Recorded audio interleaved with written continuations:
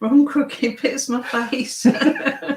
It's a great way to start the live. Hi everyone, welcome good morning and welcome to Neil and Jan's Reselling. Or the Jan and Neil show, as I like to call or it. the Jan and Neil show. It's Sunday morning and it's raining, so we've lost the whole weekend's boot sales. They've been cancelled. As everyone knows, on Friday it was absolutely tipping it down. There's still raining. So it's mucked up a lot of the fields and not good for boot sailing. So we thought we'd have an experiment. Were left with, well, what do we do this morning? And we thought, well, maybe you're at a loss for things to do. Maybe you'd like to come and have a chat with us. So yeah, we thought we'd do our very first live. So don't expect anything spectacular because we've not done it before. No, we've never done it before. And I can see somebody is actually watching. Really? So hello. And if you'd like to drop a comment that in the comment and say who you are and where you're from, it'd be brilliant. So hi, yeah. Anyway, they may not want to comment, so we'll carry on. We're very new at this. And I say this is the first time we've actually used the StreamYard, so bear with us. Neil set it all up. I've got no idea what's going on screen at all. I'm just trying to read it while we're going because I don't know what's happening. That's standard for me. But it's a case of having to set the lights up, having to set everything up. And, I've noticed on watching films that I do for my YouTube channel back, all I seem to say all the time is I haven't got a clue what I'm doing. Don't copy me because I haven't got a clue what's going on. But anyway, we thought we'd, because it's Sunday, 20th of April, rainy Sunday. Oh, now I can't look at you because the light's reflecting in your glasses. In my glasses. Excellent. As you can see from the mirror behind us, we sit at the table and we've both got our computers on and we're doing it all on Neil. So I'm feeling a little bit this way. Because normally if we do a Zoom chat or anything, we do it on my computer. So I'm looking straight at it. So I'm a bit out of odds this morning, but I apologise for that. We'll carry on regardless. And what are we going to talk? What were we going to talk about? Well, I thought for anybody who's not seen, to be honest, I don't remember how much we've actually spoken about how we got into reselling on other videos. So I thought if we begin by talking about our journey into reselling. Oh, morning, Alex. Morning, Alex. Thank you. Thank you for coming on, and I hope you enjoy this. This is our first one we've done, so please bear with us. It's going to be an awful lot of waffles. Yeah. So, but anyway, so you were going to say we're glad to have you on board. Yes, absolutely. So, anybody else would like to comment of?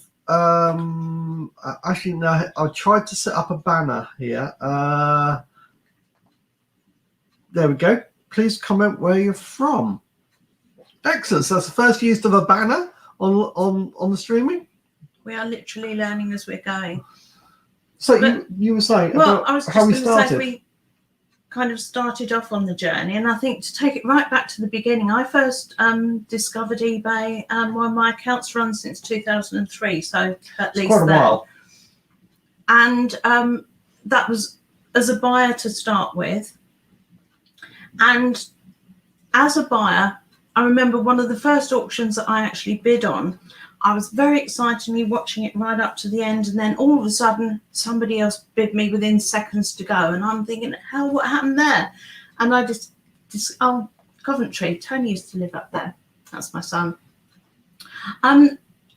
So I started to learn about sniping, and in particular power sniping. So I invested in a power snipe program, and from then on we bought. eBay was my go-to place to buy anything. I would go to a furniture shop and choose what I wanted, and then wait for it to come up on eBay and buy it cut price. We got so many good things doing that, didn't we? Well, even this table that we're sat at, it's a solid wood table with 8 leather chairs, which was I remember the day I was sitting there. I was actually looking for leather chairs. Yeah. And it came up at £500, and then because I was spending a lot of money on eBay at the time, eBay dropped me a £50 off voucher. Right. So I thought, well, it was meant to be, wasn't it? Yeah. So, and I'm not entirely sure. No, I'm thinking, I'm crossing my thoughts over. Tony's sideboard that we bought him was the house with the Maserati set outside. Yes, it was. Yes. So we got a lot of really nice stuff from really cheaply houses and people and stuff. I started to buy things that I wanted for me, like designer handbags, before designer handbags were a thing. Yeah. And also diamond jewelry, because I like it. And I would just buy it for me. But then when circumstances changed and I needed money, then I would sell it. Always, it seemed, at quite a good profit. So I was familiar with the whole thing of buying and then selling at profit from years and years ago. But then more recently, earlier this year, it felt, because we tend to be, I don't know if you call it hoarding or kleptomania, but we seem to buy an awful lot of stuff that we're reluctant to get rid of. Yes. And it was really getting me down. So I just thought, well, if we start clearing it and selling it on eBay, just to... Hi, Peter. Hi, Pete. Oh, Pete, sorry. Yeah, brilliant, so I thought if we just start selling our stuff on eBay, we can maybe clear some space in the house. Well, that backfired spectacularly, because I started to go on YouTube, which is where I go, where we both go for any information these days. YouTube is I never watch TV anymore. I'm on YouTube all the time. So I'm on YouTube and find out that there's not only other people doing reselling, but there's a whole community of people making a full-time living out of reselling. And that's a phenomenal thing, isn't it? People making a full-time living of doing this. And especially for us, because we both have very serious health conditions, and Neil had to give up his full-time job late last year because he just couldn't cope anymore with his health. And it seemed to me that this could be something that we enjoy doing anyway, because we've always been boot sale fanatics. Always absolutely love car boot sales.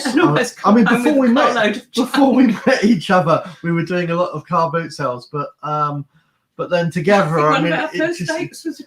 it probably was. So yeah, car boot sales really good. We've had some absolutely amazing things. I mean, one of my best things I think I have ever got was I used to be into whitewater canoeing, freestyle kind of canoeing, and I actually years ago had bought the latest canoe for kind of for doing the freestyle canoeing, and it had cost me 750 quid. And then I do a couple of different types of disciplines in canoeing. I do kayaking, which is with 2 blades, and canoeing, which is just 1 blade, but in the same kind of canoe, called a C1. Canadian one, because they kneel in the boat. We're kneeling it instead of sitting in it with the legs forward. 6 weeks later, we're on holiday. And there's a boot sale. So you go to the boot sale, and even before it opens, you're having to queue up. But even before it opens, I can see this canoe at somebody's stall. And it's just... So we go over there, and they're after 200 quid.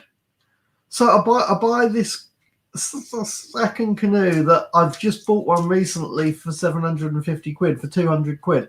And that was absolutely brilliant. And it was so cheap because the chap had bought it for his son, sent him out, taken it down to the sea. The poor boy had no lessons at all. The paddle that he'd given him was plastic, wasn't it? Yeah. He turned it upside down, frightened the life out of him, and never got in it again. So Pete was just saying I mostly buy Marketplace. Yeah, I'm on Marketplace all the time as well. Marketplace is absolutely brilliant, and I think I absolutely love the car boot sales. They're absolutely brilliant.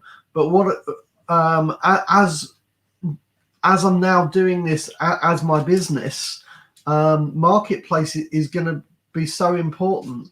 When the boot sale season ends and you get into winter, you're going to be very much relying on charity shops and Marketplace and stuff like that to actually find stuff to sell. What's Alex? Good morning. Hang on. While Neil's just reading that, I'm also dyslexic. I'm looking at myself on screen, and my glasses look crooked. But then I'm thinking, is it just my face that's crooked? And I think, Should have just. I can't seem to get my. Maybe I'm just a bit lopsided anyway. Yeah. I don't know. Can there be such a thing as too many resellers? I mean, going back to the thing of when TVs were first invented and they thought it was a dead market because by the time everybody bought one, no one would ever want any more. Yeah. And then it became that people wanted one in other rooms and then they wanted the latest one. And I also think all the time that there's people selling things and there's people buying things, there's room for resellers. Yeah, I don't think that the thing you're going to get is that if there's a demand for buyers, then a demand for people selling it to the buyers, I think will always come. And the how can I say? There's always going to be people who aren't interested in buying and selling, and that have other things in their life that they're more interested in. So I think there's going to be a demand. I mean, also we've demonstrated ourselves that even if there are more than one reseller at the same boot sale, you know, we're at the same boot sale together. Yeah, we're looking for pretty much the same things, but because we don't always go around together, we find things that the other one hasn't. So, yeah. You know, I might have walked straight past something or walked up to it and thought, no, I'm not paying what they're asking for it, or for whatever reason. Absolutely. And also, I mean, the thing is, you've got people that are very much specializing in buying and selling clothes or trainers or kids' toys. I'm doing quite well on binoculars. So I like to mainly I like the binoculars, as you've probably seen, that I picked up a pair of Nikon binoculars for £5, and I've just recently sold them for 205.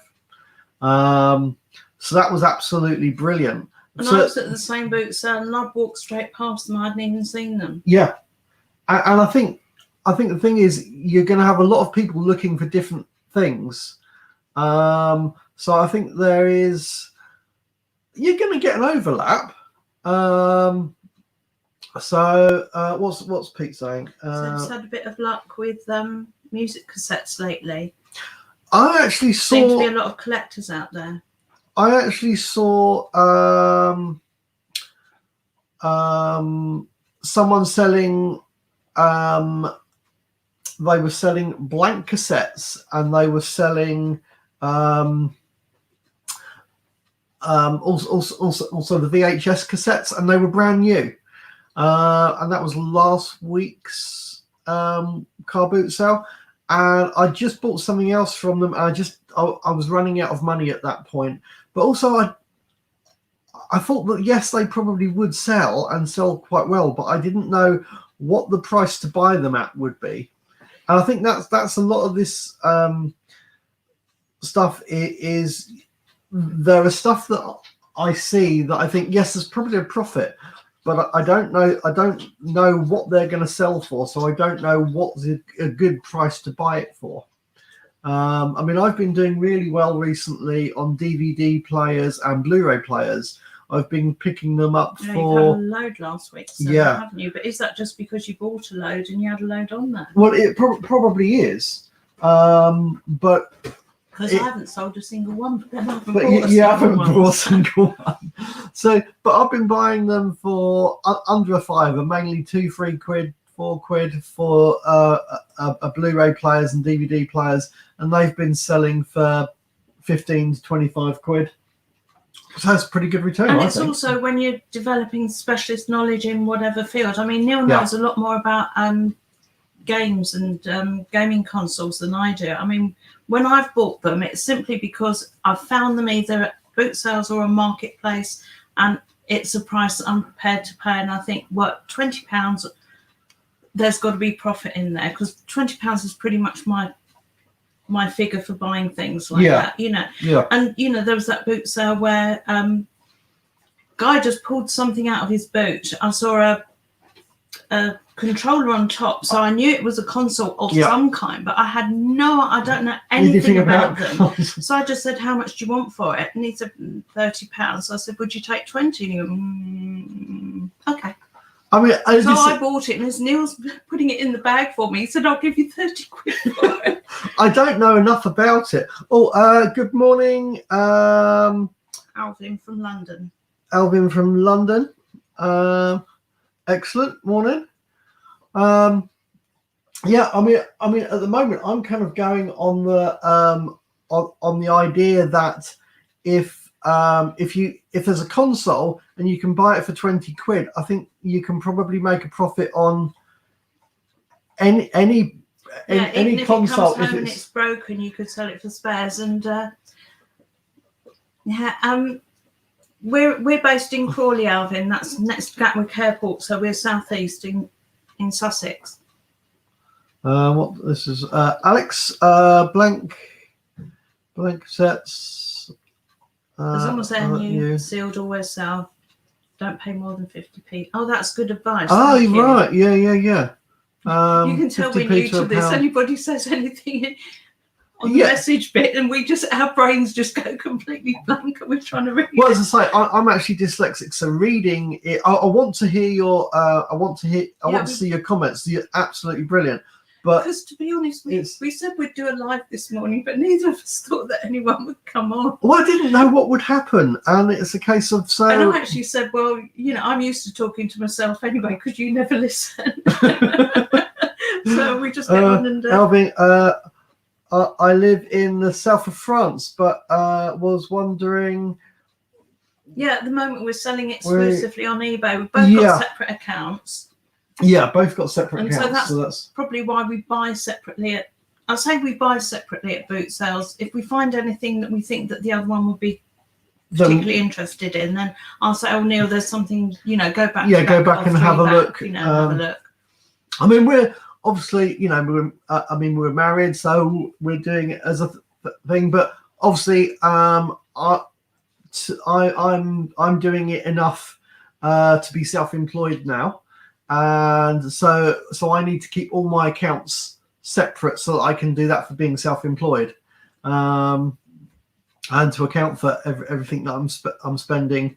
So not only that, I've got to do it kind of seriously, as in every item that I'm buying, I'm having to catalogue and put down how much it's cost me to all go against my expenses.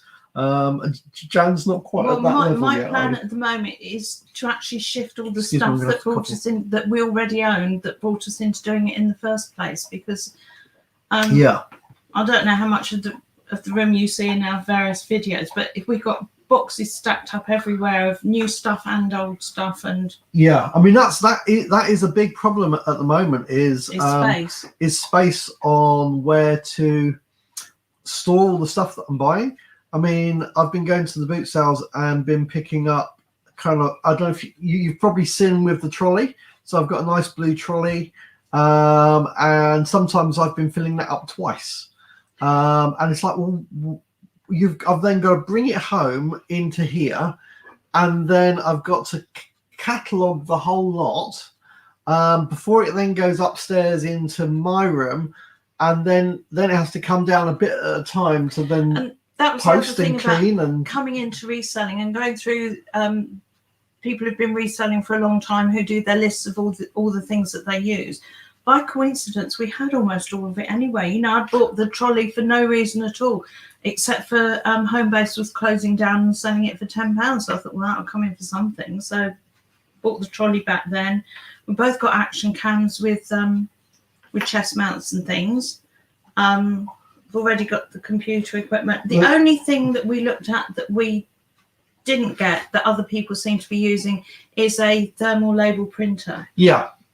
Because we felt it was just too early to invest, nearly £300 in a label printer when we print all our labels on the ordinary office printer. So we've got a normal office printer with a this is funny as well. So we're using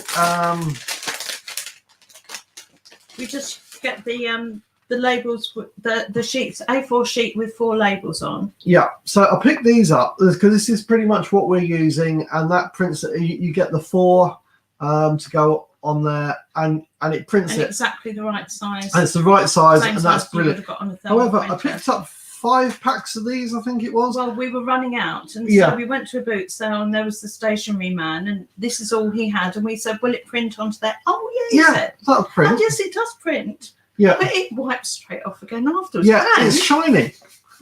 So that is no good for stickers. But however, the other thing is that these labels, the stickiness isn't that sticky. it's like a post-it note. It's like a post-it note. So we can't use it for parcels. What we're at actually all. doing is you getting a Sharpie. Well, they're laser. Yeah, they're Because I was designed for going to laser say they're Avery. cut. They're good ones. Yeah, But although but the stickiness doesn't stickiness change. still doesn't work, does But it? what we're now doing is using a Sharpie. So when I package something up and bubble wrap it once it's been posted, I then write on it onto one of these what it is and stick that on it, so that I've got a shelf of a whole load of stuff that's actually bubble wrapped. So I'm actually using them. Now, going back to one of the comments, we've had a comment from Alex. I will get to your comments, hopefully. Alex has just said, let me pop it up on screen. What has been your best pickup and what has made you most money? So you go first, Jan. Well, my binoculars. Okay, so my binoculars, it was a pair of Nikon binoculars. I picked up for £5. Basically, there was this little blue kind of, it was like a neoprene pouch, and I could just see Nikon poking out the front, and it was £5 I picked it up for. It actually sold twice. The first time round I sold it for £225, which was brilliant. But stupidly, being new to this, what happened is I copied somebody else's post, their actual listing, and I didn't notice that it said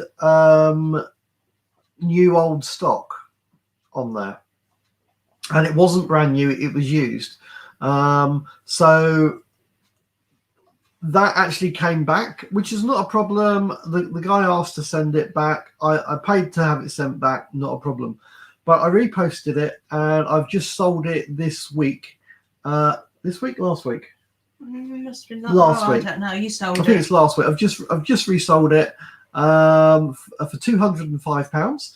And the guy, and you got a really lovely email. Really lovely email.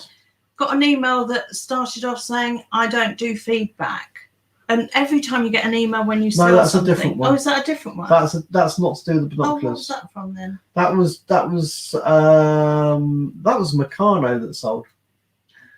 That was a Meccano. That was one about Meccano. No, it wasn't the binoculars. But anyway, we got an email saying, "Don't do feedback," but just wanted to say, wonderfully packaged. Yeah. And yeah, that was the Meccano. The actual one from the binoculars was saying that he cleaned up the lenses. I didn't want to clean the lenses. I don't know how to clean lenses properly. So he cleaned the lenses, and he was saying how superb the vision was from them. Morning, Bear. So yeah, that was absolutely brilliant. So that was £5 into £205. So how about you, Jen? My best one predates our reselling on eBay, and this goes back maybe about 10 years. I'd bought a 1.5 carat diamond ring, which I loved. Actually, Mum was still alive when I bought it. And I had it and enjoyed it, but then I needed to buy a new car and needed to liquidise some cash pretty quick. So I sold some jewellery, and that particular ring I'd bought for £450, and I sold it. Actually sold it direct in the pawn shop. I didn't even eBay it, but took it to the pawn shop and I got £1,500 for it. So 450 into 1,500 has to be my best one. That's pretty good, I reckon. Not quite cola flippers with his £32,000 earrings. No, but that's good. But not bad. So, well, I've had, so I was just seeing Alvin there saying that, hang on, I'll pop it up so people can read it. I sell on eBay, but have had 4 0-star buyers win an item, but not pay in the past 2 weeks. That's really annoying. That's really annoying. I must admit, I'm tending to only do buy it nows at the moment. My kind of stuff is how can I say? I kind of know what I want to sell it for, and even if it takes a couple of months, I'd prefer it to sit there because I've bought it for an amount thinking that I know how much I want to sell it for.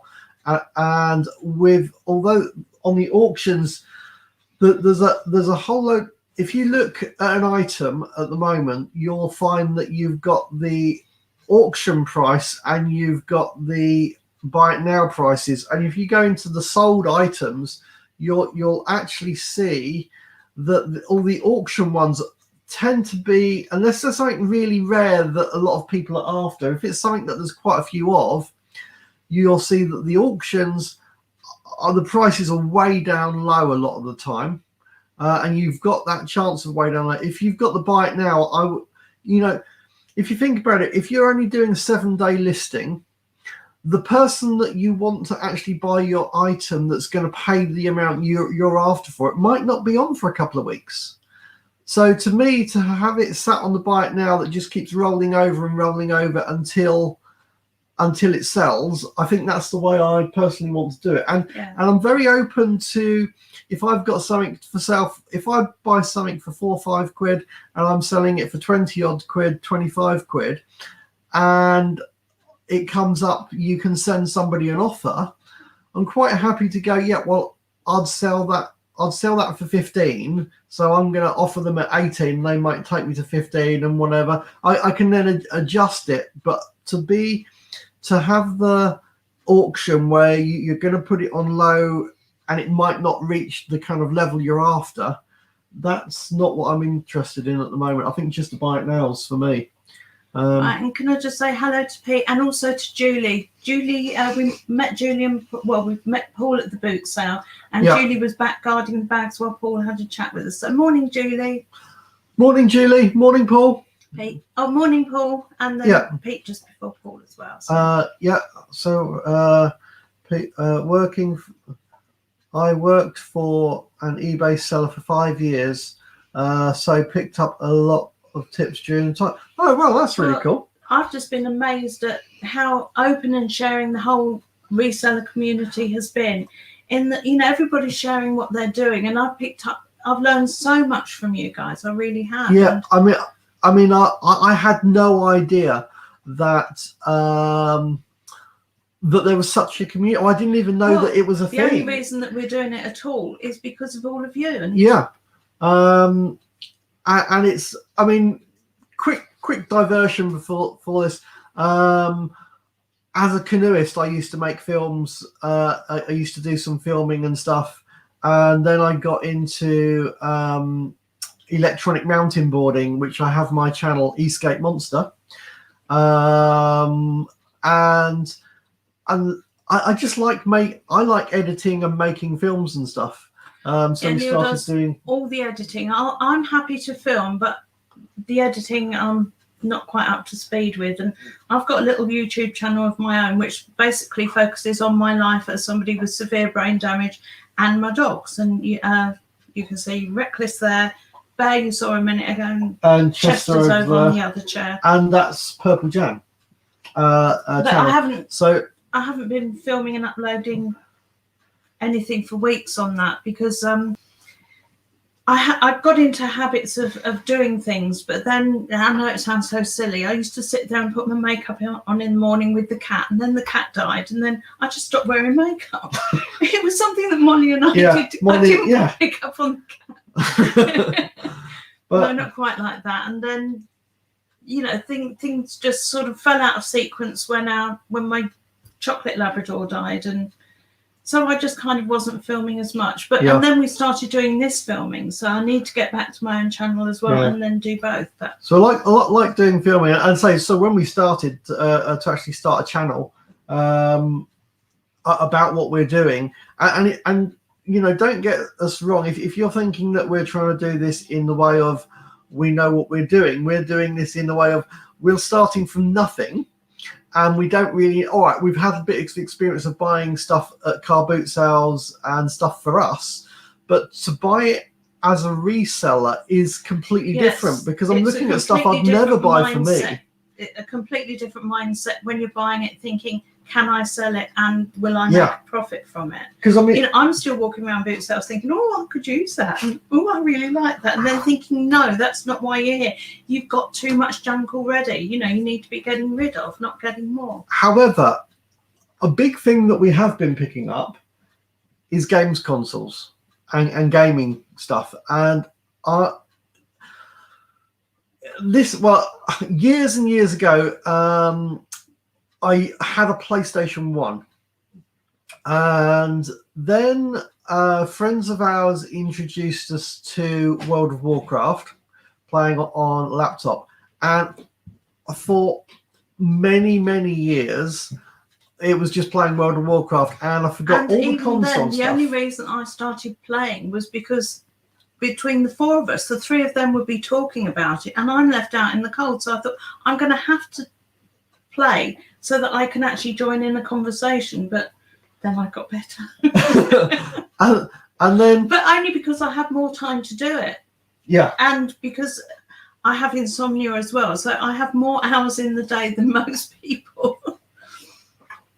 But so bringing it back to now, suddenly doing reselling and realizing that gaming and games consoles could actually be quite a big part of what we're doing. So started off first of all by picking up a Wii console, and that was kind of I think I picked one up for £30, and then flipped it straight away to CEX for 60 quid. I thought, well, that's pretty good. And yeah, because you pretty much started your side of this from almost nothing. We bought some DVDs for £15, didn't we? Yeah. Big bags of, and so the money that you got from that, you bought your PlayStation with, and so Neil has really started from nothing with it. The current thing at the moment is that I currently now have, for me, a PlayStation 4 Pro.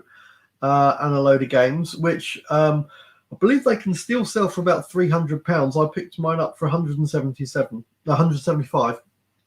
So I could still sell that on. Oh, and I don't know if Alex has actually left yet or not. He's saying he's got to go to work, but he's saying keep up the good work. But, keep up the good work. Make sure. But he's saying he's got to go. So if you're still here, Alex, then thanks for coming, Alex. Time. Hopefully see you again.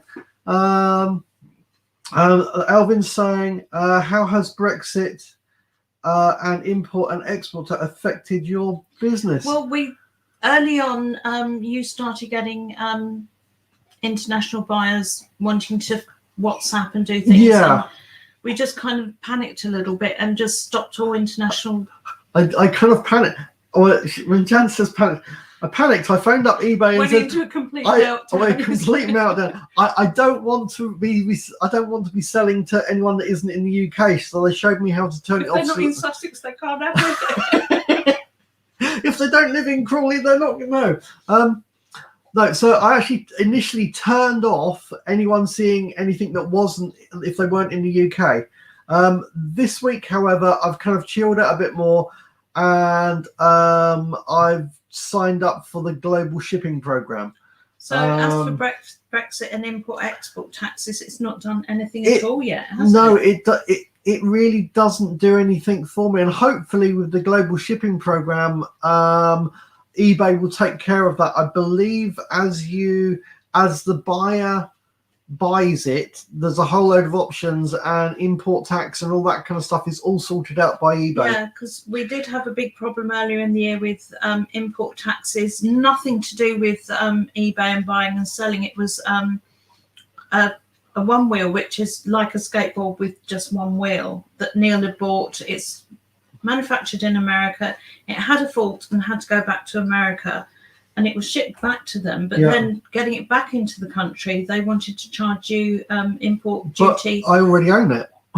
And so there was a whole big mess about that, wasn't there? And apparently legally, if it goes abroad and has a repair, then you have to pay import duty on any parts that they put on it. But I don't know. But not if it's under guarantee. And I was originally told it was under guarantee. So anyway, but nothing that was to do America, with business. so nothing to do with Brexit anyway. No. But import and export taxes, that's the only thing that I can It's think not of really, that it had not really done any effect on that. So that's. But if you want to check out Neil's other channel, Eastgate Monster, you can actually see him. Thank you. Yes. Again, from the beginning, from not knowing anything to learning to ride his. Lots of falling off. But then eventually going into doing off-road stuff and pump tracks and having a really good time on an electronic skateboard. And have you linked it below on our? I think it is linked on the. I've put our other channels in the descriptions down below, so you should probably do that once this has been uploaded properly, because it's still live. But I was going to go back and say about the amount of game consoles we've got at the moment, because currently, I have my PlayStation Pro, PlayStation 4 Pro. I've now got a Wii. Yeah, notice where he says I have my. Yes, that one's staying. I'm not selling that. Not selling that one, but I have a black Wii that is going to be used for testing controllers and games, because if I'm going to sell them, then I've got to have something that I can always test it before it gets sold. That's my kind of thing on having consoles, is that if you're going to sell controllers and games, you've got to be able to test them before you sell them, which means we get to have a hell of a lot of game consoles. Yeah, because I've got 2 white Wii's and a black Wii that I haven't yet put on. 2 white Wii's and a black Wii on eBay, but I got all 3 of those from Marketplace, where I come in from boot sales and then I'll start flicking through Marketplace, and if there's something on there for £20, then I'm on it. Yeah. And I find if you can get there fast enough before anybody else starts. Yeah. But then again, right at the very beginning of that, selling things that I bought in the past, I stupidly just put it's actually a Le Creuset saucepan stand that I'd had for donkey's years. Stuck it on Marketplace. I thought, well, I bought it secondhand, paid £70 for it. I'll stick it back on at 75. I've had 10 years use out of it. It was worth about 300. I stuck it on Marketplace. It sold within minutes, and then I was inundated with people, offering me more money. Whatever they're paying, I'll pay you more. And I had to sell it to the first person because he was already driving here to pick it up. Yeah. But it just goes to show, whatever you've got, do your research on what it's worth, because it may not be worth what you're asking for. It may be worth a lot more. Research is really important. I really like there's another YouTuber who was explaining about how he researches. Cola Flipper. Thank you very much for that brilliant film in how to research stuff. I really hadn't thought about, we've got Night's Life. Hi, Neil. Hello. Yeah, hi. Welcome. Whereabouts are you from, by the way? Anyone who hasn't put up where you're from, please pop up and say where you're from, so we know whereabouts in the country and what country you're in at the moment. But yeah, Cola Flipper. Is there anything we need from France? Is there anything?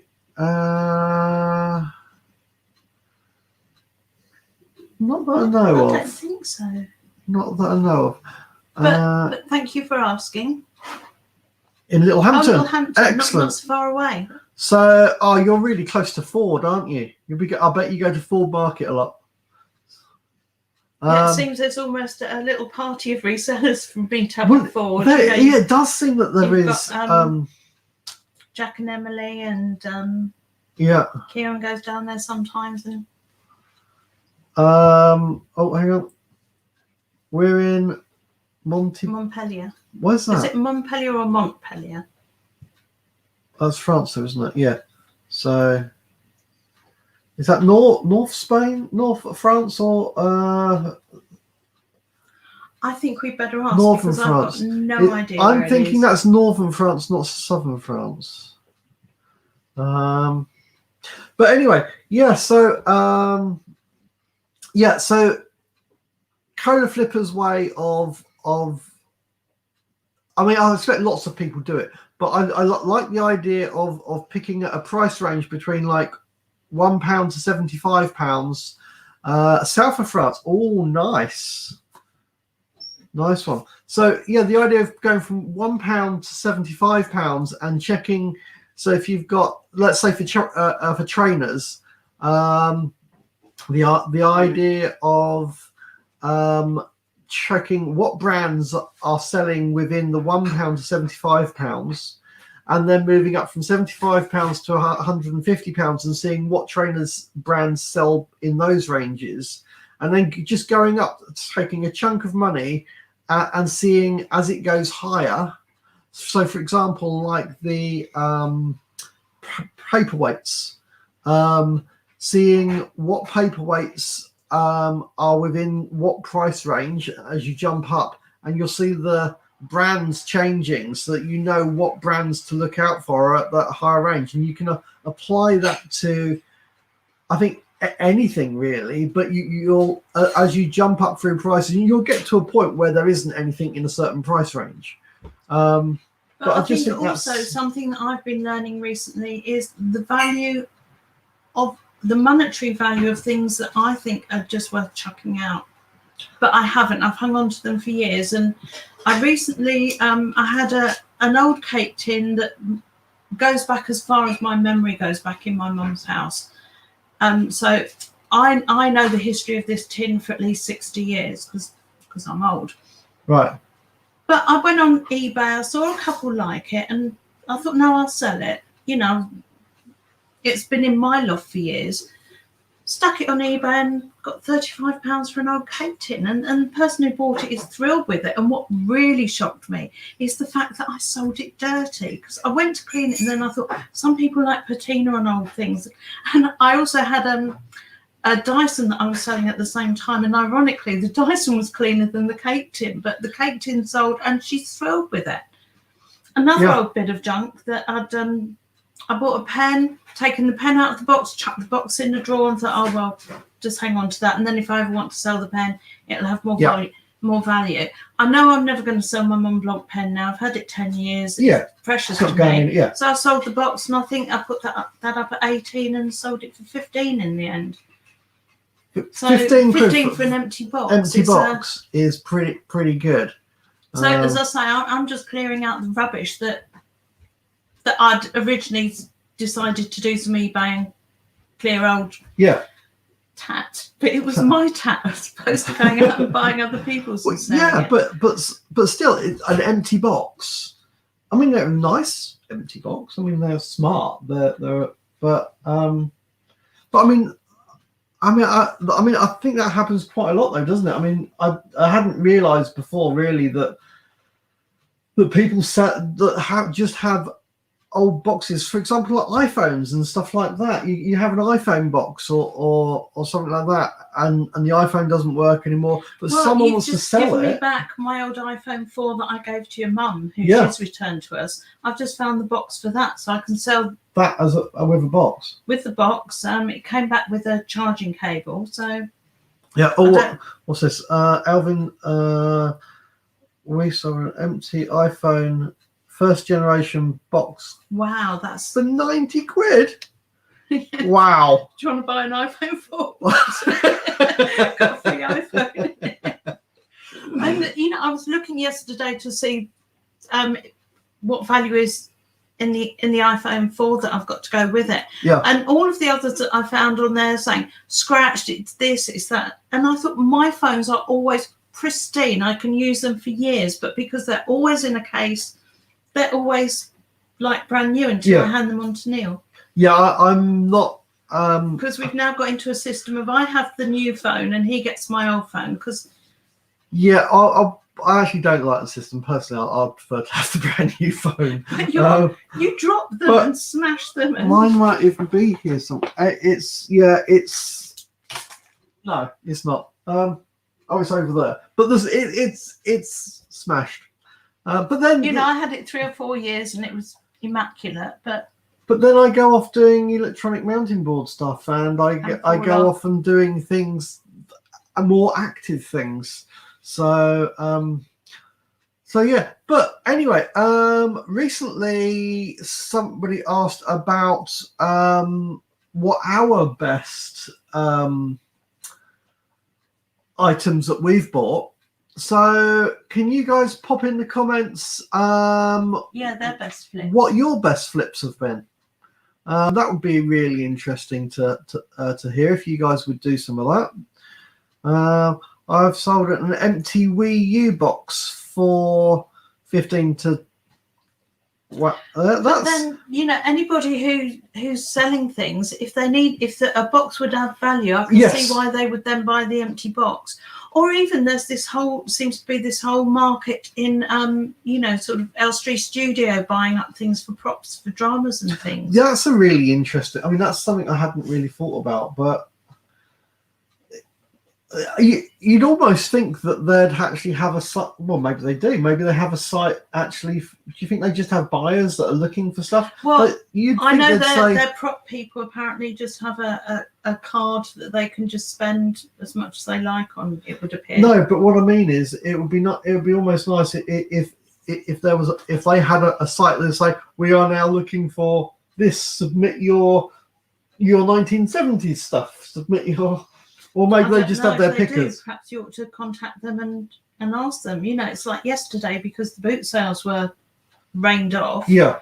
The Faygate boot sale chap had said, sorry, the ground's just not dry enough. And I messaged back and said, have you ever thought about doing a midweek one? Because we've got no midweek boot sales around here.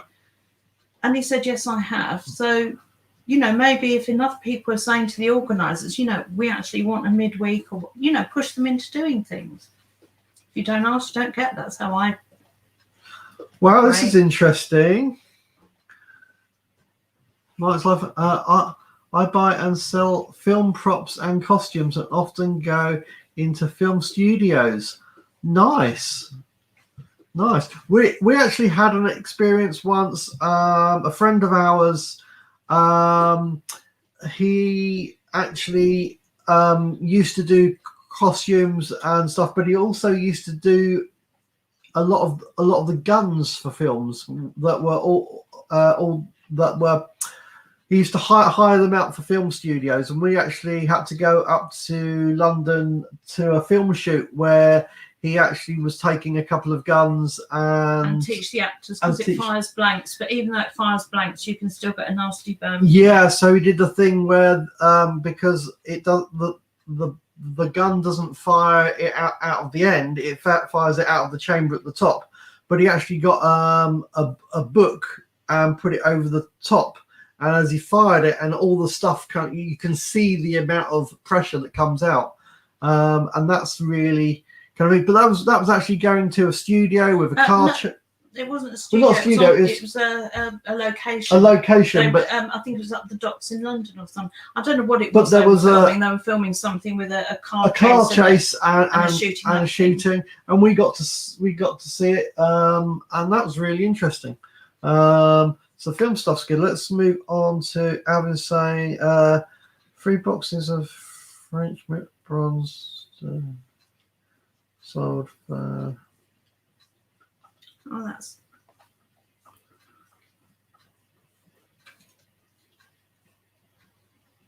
Yeah. Wow, that's a good one.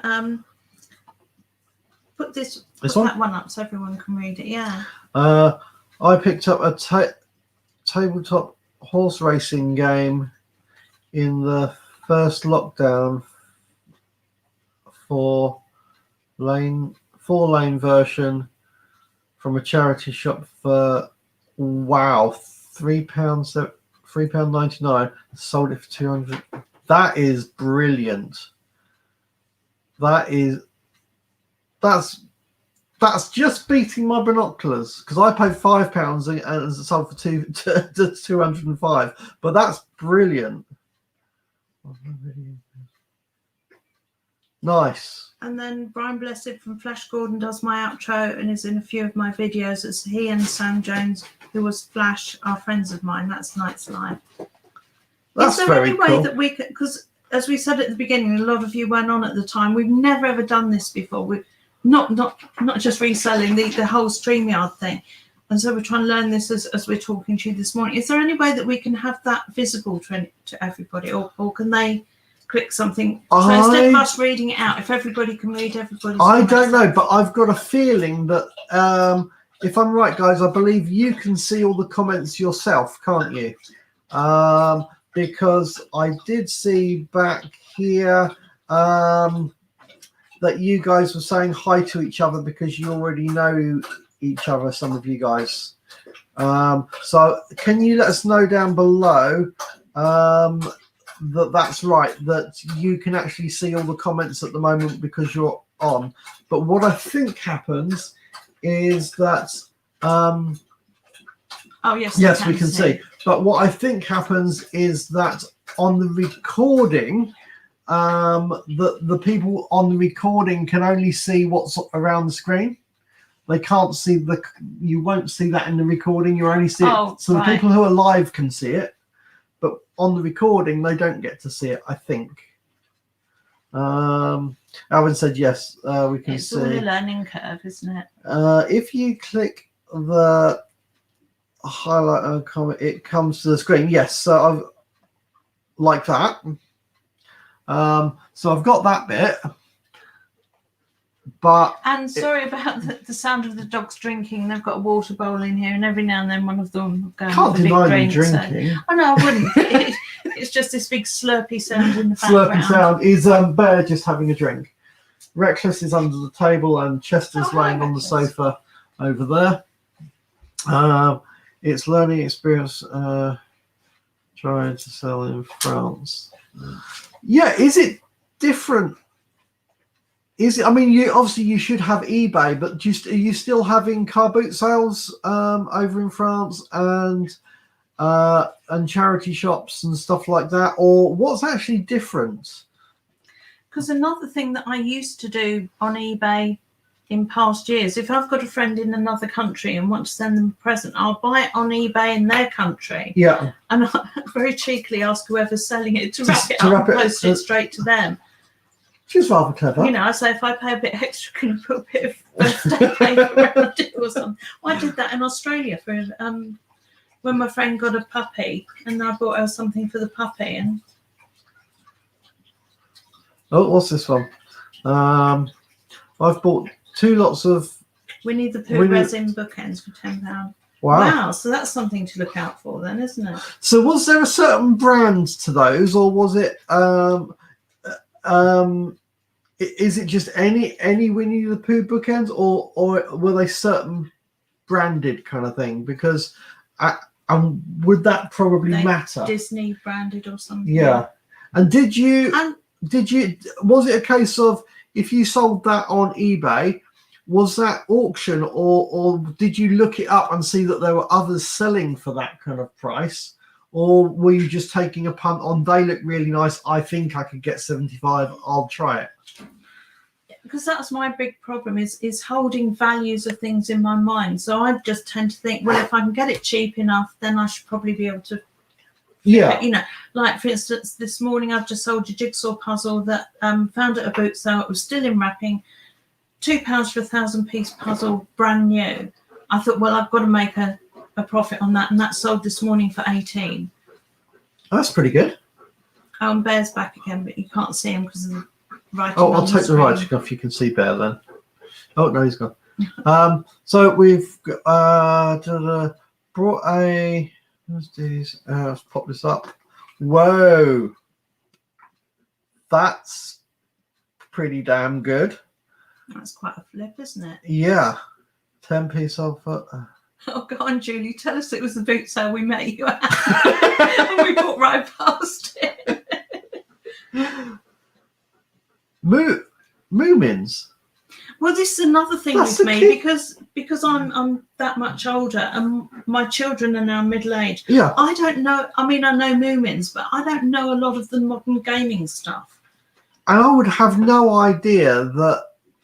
I mean, that's not gaming. That's the DVD box set. But yeah, well, when I talk about gaming things, what I mean is children's toys. Yeah. I mean, I know about He-Man, but you don't see much of that at boot sale anymore. Well, do Nick you? this morning was. I saw a part of a film from Nick and Andrea, and he got this free box of it was a box of bits, and they were all these round things. And I have no idea what they are. They seem to roll out into into a character, but I've never seen them before. And Was it some sort of like round transformer or something? Yeah, it's all part of that video. Something like that. Something like a round transformer type thing. And I've never seen them before. Didn't know they existed.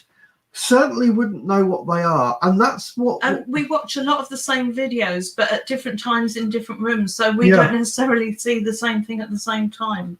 And a lot of this stuff is the knowledge of knowing what something actually is.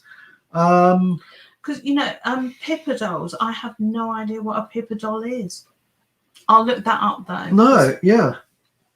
I'm just about up to speed on Build-A-Bear, that if it's got the thing on its paw, then a label that says Build-A-Bear, but we've not yet sold a Build-A-Bear, have we? So, not yet. And that's the thing about all this stuff is if you don't have a lot of knowledge about this stuff, as you go around a car boot sale or a charity shop or something like that, if you don't know what things are, you can leave a hell of a lot of money on the table. And it's all about this learning process, and as you say, the community of sharing is brilliant. Learning to recognise things that don't look like what they actually are. I mean, I'm just thinking of the Le Creuset frying pan that I bought. Yep. That was about 11:30 in the morning. So people have been walking past it all morning. Yeah. And do you want to get it? Yeah, go on. Sorry, it's just the other side of the computer. Oh, is it? And when I first saw it, I just saw that much of the handle before it got to the wood, and it was completely black. Now I have scrubbed and scrubbed and scrubbed. I don't know if you can you hold it? Yeah, and you can see now it's blue, but at the boot sale, it was in a box, and all you could see was from that part there to the wooden handle there. So it was just that part of the handle, and the whole thing was completely black with just the tiniest bit of blue shining through. And I actually thought it was the blue that had peeled off, and it was the black underneath. But when I got it home, I thought, well, I only paid £2. It's not going to hurt to get to it with a scrubber. And it took a whole week of scrubbing, didn't it? But I've still got to finish the base of it, as you can see. But that's got to be worth a few quid now, hasn't it? Yeah. But it's just, and also the other thing with especially the wooden handle of Le Creuset, before you sell them, before you photograph them, oil the handles. They look good then, don't they? Just keep oiling it, because then it will bring out the natural wood. Well, anything that's wood, feed it before you sell it. Somebody on our marketplace has got a carved dragon up for sale that he's just so desperate for some oil or wax or something, and if they just did that, it would quadruple in value. What have we got? No brand to the bookends, just new. It's collector's market. Charity shops. Nice.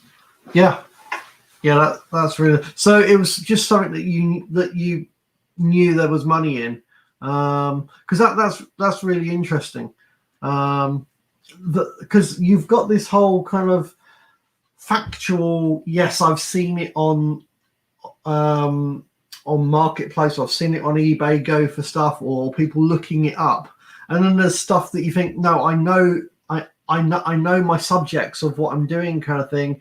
and just that type of thing, that there is money in that kind of thing, rather than actually specifically knowing that you've seen identical items that will sell for a certain amount. So that's really interesting. That's knowing your subject, just seem to be so on the ball, going around boot sales with their phone, looking things up and checking it out. And I'm starting to do that a little bit, because as I've said on videos, that because I'm disabled, I have to use an old granny's wheelie walker thing that has a seat on it. So I get halfway down the aisle, and then I'll sit down, get my cup of tea out of my handbag, and pull out my phone and start thinking, now what was this worth? And try and do it discreetly, and then maybe go back a car or two. And I think at the moment my kind of technique is very much a case of most of my things that I'm buying are under a fiver.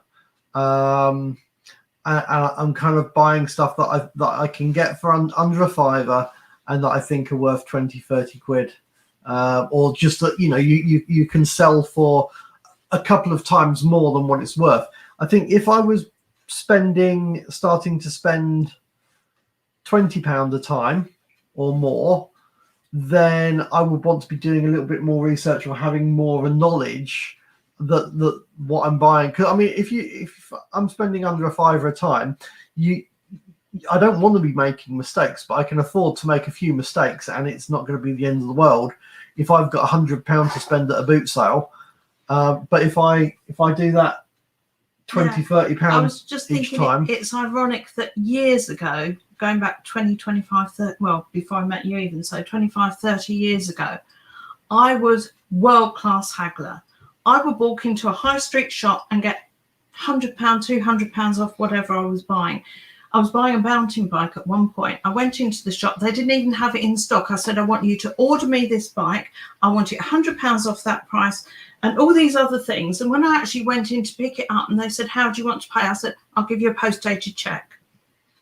I was only joking, but the manager said, just give her whatever she wants. But I was good at doing, because at that point I was in retail management. I knew their margins. I knew how far I could push them because they needed the sales. I've actually had people running out of the shop and running down the street after me before now for, I think it was a fridge I was buying. Say, all right, have it, whatever you want to pay.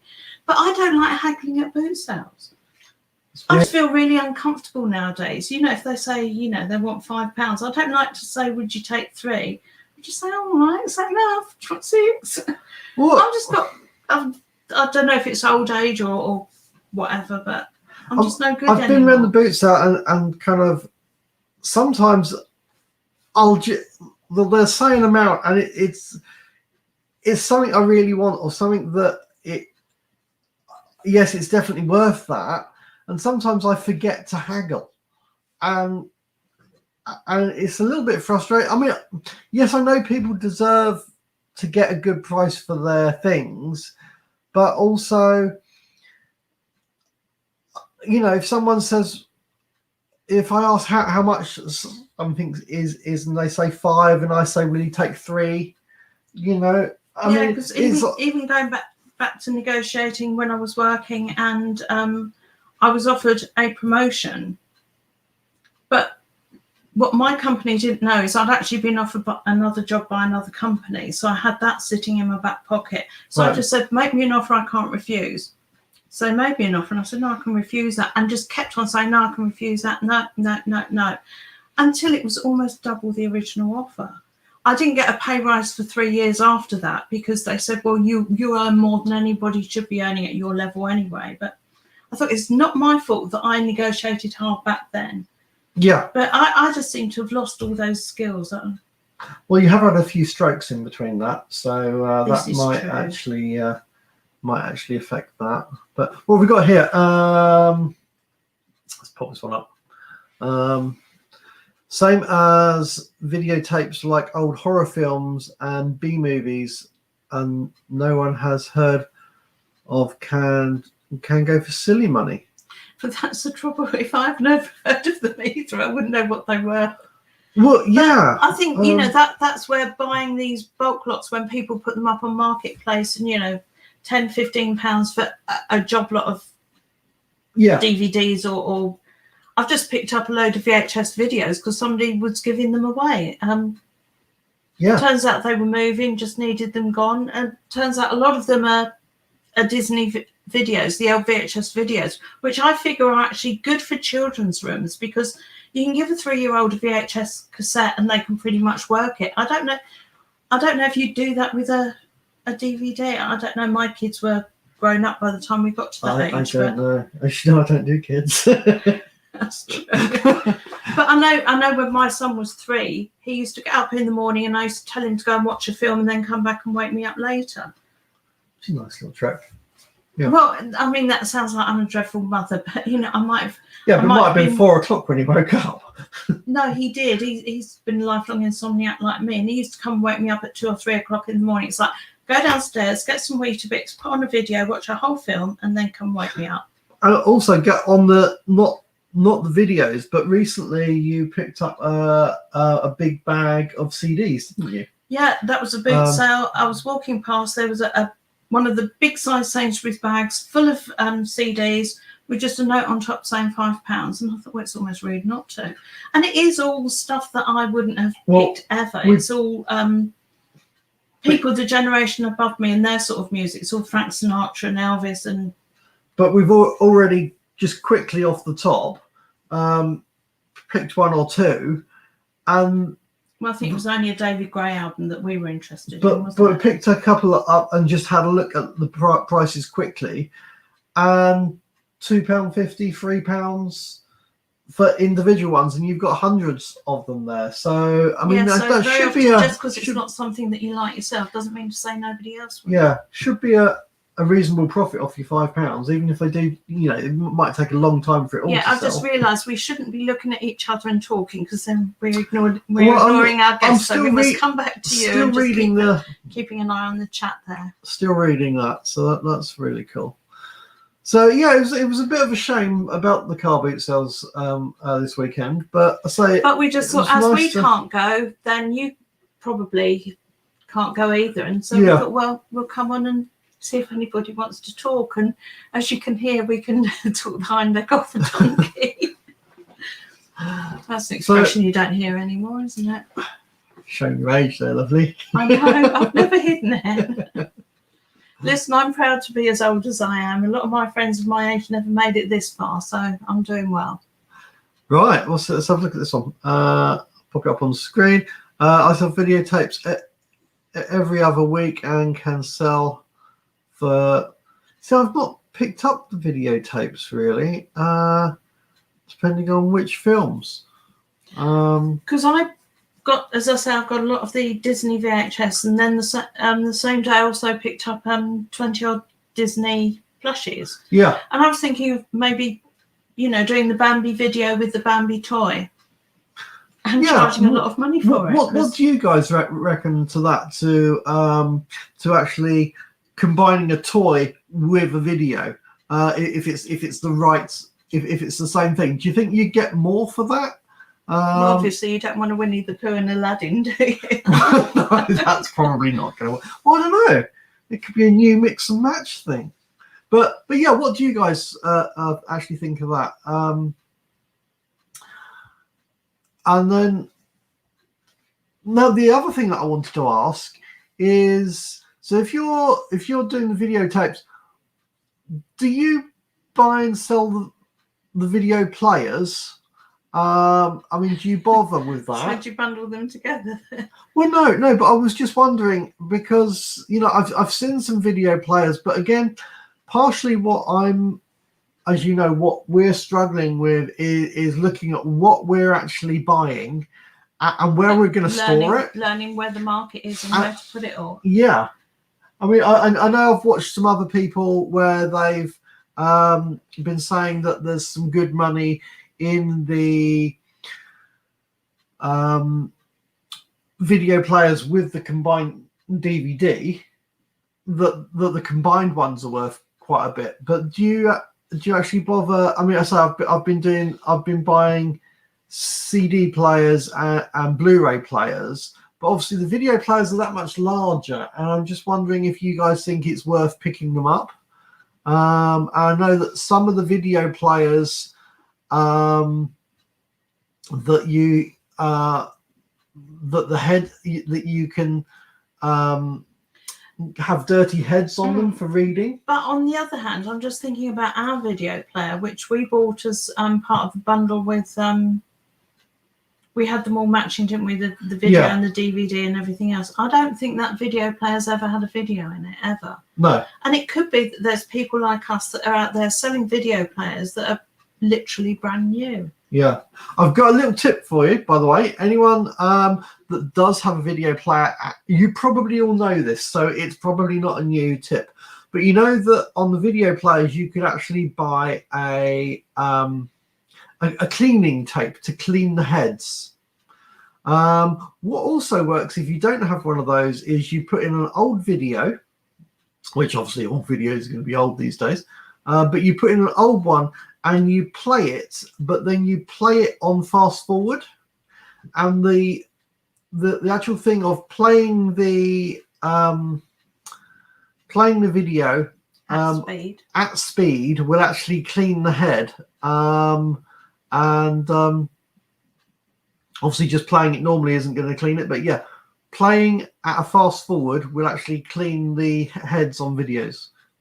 If you don't have a cleaning tape, you can use an old tape. And talking about tips from a long time ago, one thing that I've been watching people do, and it just, I don't know how I can watch the screen when I see people doing it, but people have started reselling vinyl. Well, vinyl was my era. And people are storing them flat. Don't ever do that with vinyl. They'll warp. Right. You'll ruin. They've always got to be stored upright. And when you're getting them in and out, don't put your fingers on the groove bit. Yeah. If you actually hold them, you put sort of that finger on the center hole, and then you can hold the whole thing. Right. Because I was brought up that, you respect your vinyl and it will last you forever. Yeah. And so I've got a lot full of immaculate vinyl, but I see how people are handling them nowadays. And I just think, no, don't do it like that. So please if you get vinyl, be very careful how you store it and how you handle it, because you could take something that's worth money and turn it into something that isn't. Something that isn't. Yeah. Yeah, cool. Sorry, I wanted to add that. No, that's but really having cool. said that, we've been going for probably an hour or so. An hour and 12 minutes. Because I'm thinking that we don't should want probably to bore you guys, so actually wrap it up soon and maybe do some listing and get on with some we work. actually need to. We do need to get on with some work, get some stuff listed and stuff. But really appreciate you guys hanging around for everyone our first for one. joining us. It's been really lovely having so many people come on. Hope you've really enjoyed it. I'm sure all you guys that are on are subscribers, but anyone who isn't a subscriber, if you've enjoyed it, please consider subscribing. And obviously for those people that are going to be watching the recording of this, not actually watching it live, if you haven't subscribed, consider subscribing. Yeah, so hello to all the people in the future. Hi to everybody in the future who hasn't managed to catch it live. Hope the guys who have been here on the live have enjoyed it. I'm sure they have, because they've been sat here for an hour. Thank you very much. It's been brilliant. But anyway, have a great Sunday, and and we're just going to promote this. There we go. Check out my channel. Anybody who wants their channels checked out on, pop if you pop it'll be your names. But we're happy to promote anybody else's channels. And, I always like a new channel, and because I go on and I'm always hungry for content. If I see a video that I enjoy, then I just think, right, I'm going to go back through your history and see what you've put on that I can. The history. I mean, the amount of times that you find somebody new to watch and you go back through their catalogue, because there's so many great topics that people do. That it's like this when we visit Neil's mum and we say, we've got to go now, and we stand outside the house, and I'm thinking, come on, we really got to go. Can we just get in the car and go? I know, I'm appalling for this. Anyway, so I'm just going to end the broadcast here and now. Take care, guys. Bye. Catch you on the next one.